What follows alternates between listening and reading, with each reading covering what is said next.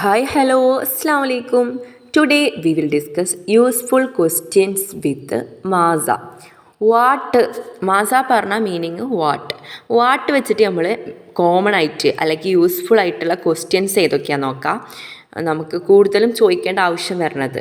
Okay, അപ്പോൾ നമുക്ക് first മാതാ തുഷാഹിദു, വാട്ട് ആർ യു വാച്ചിങ്? അപ്പോൾ എന്താണ് നീ കാണുന്നത്?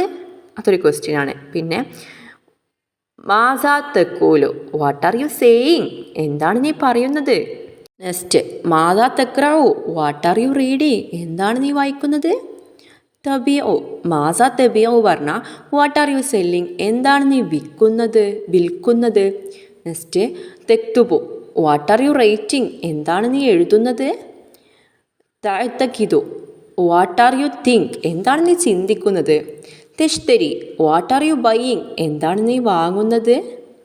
നെക്സ്റ്റ് താക്കുലു പറഞ്ഞാൽ eating. Okay, what R you eating? എന്താണ് നീ കഴിക്കുന്നത്?